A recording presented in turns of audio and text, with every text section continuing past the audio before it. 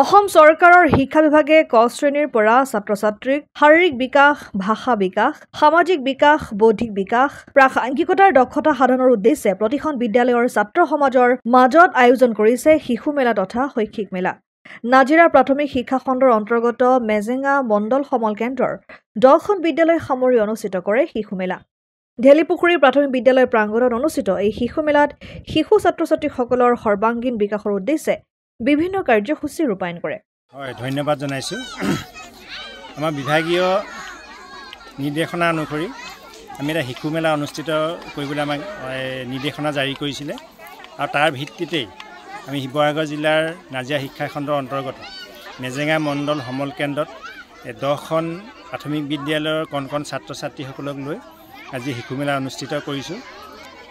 প্ৰধানতঃ আমাৰ শিশুৰ যিখিনি শাৰীৰিক, মানসিক, বৌদ্ধিক, সামাজিক, আৱেগিক বিকাশ আছে, এই বিকাশখিনি কেনেধৰণে আমি প্ৰতিফলিত কৰিব পাৰোঁ তাৰে লক্ষ্য আগত ৰাখি আজি কাৰ্যসূচীটো হাতত লোৱা হৈছিলে। আৰু আপোনালোকে হয়তো এইফালে দেখিছে আমাৰ ইয়াত 7টা কাউণ্টাৰ দিয়া আছে। আমি প্ৰথম কাউণ্টাৰটোত পঞ্জীয়ন কৰিছোঁ। তাৰপিছত তেনেধৰণে 2, 3, 4, 5, 6, 7 এনেকৈ গোটেইকেইটা কাউণ্টাৰ আমি ইয়াত দিয়া হৈছে। আৰু প্ৰতিটো কাউণ্টাৰতে শিশুজনৰ আমি এটা মানে পৰীক্ষা লোৱাৰ নিচিনা হৈছে আৰু তেওঁলোকনো কিমান পৰ্যায়ত আছে বা কি কৰিব পাৰিছে নোৱাৰিছে। ধৰক আমি 1 নম্বৰ কাউণ্টাৰ ৰেজিষ্ট্ৰেশ্যন কৰাৰ পিছতে 2 নম্বৰ কাউণ্টাৰলৈ আমি ছাত্ৰ-ছাত্ৰীখিনি পঠিয়াই দিছোঁ। তাত আমাৰ শাৰীৰিক বিকাশ হৈছে। শাৰীৰিক বিকাশত আমি এটা সৰু ক্ৰিয়াকলাপ কৰিছোঁ। তাত তেওঁলোকক এডাল ৰছীৰ ওপৰেদি খোজকাঢ়িবলৈ দিয়া হৈছে। তাৰপিছত আমি 3 নম্বৰ কাউণ্টাৰত ভাষা বিকাশৰ এটা ক্ৰিয়াকলাপ কৰিছোঁ। তাত আমি ছাত্ৰ বা ছাত্ৰীগৰাকীক বিভিন্ন ছবি দেখুৱাইছোঁ। ছবিবোৰ তেওঁলোকে চিনাক্ত কৰিব পাৰিছে নে নাই পৰা সেইখিনি আমি কৰিবলৈ দিছোঁ। তাৰপিছত কাউণ্টাৰ নম্বৰ 4ত আমি সামাজিক আৱেগিক বিকাশৰ ক্ৰিয়াকলাপখিনি কৰোৱাইছোঁ তাতে। আৰু তাত আমি ছাত্ৰ-ছাত্ৰীসকলক চাইছোঁ, ধৰক শিক্ষকসকলে বা কাউণ্টাৰত যিসকল বহি আছে তেওঁলোকে যিবিলাক কথা সুধিছে সেই কথাখিনি তেওঁলোকে উত্তৰ দিব পাৰিছে নে নাই পৰা। তাৰপিছতে 5 নম্বৰ কাউণ্টাৰত আমাৰ বৌদ্ধিক বিকাশ হৈছে। এই বৌদ্ধিক বিকাশৰ ক্ৰিয়াকলাপখিনি তাত বাইদেউগৰাকীয়ে কৰোৱাইছে।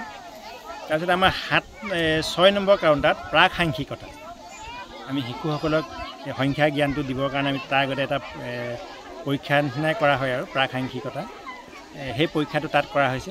তাৰপিছত একেবাৰে 7 নম্বৰ কাউণ্টাৰটোত অভাৰঅল ছাত্ৰ বা ছাত্ৰীগৰাকীয়ে যিখিনি কৰিব পাৰিলে বা নোৱাৰিলে সেইখিনি আমি তাতে লিপিবদ্ধ কৰি ৰাখিছোঁ।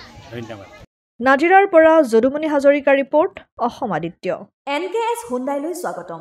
নৰ্থ ইষ্টৰ প্ৰথম GDSI 2.0 ফিচাৰ্ছ ডিলাৰ হৈছে NKS হুণ্ডাই। অত্যাধুনিক সা সুবিধাৰে তৈয়াৰী মষ্ট আপডেটেড হুণ্ডাই ডিলাৰ এতিয়া ডিব্ৰুগড়ত।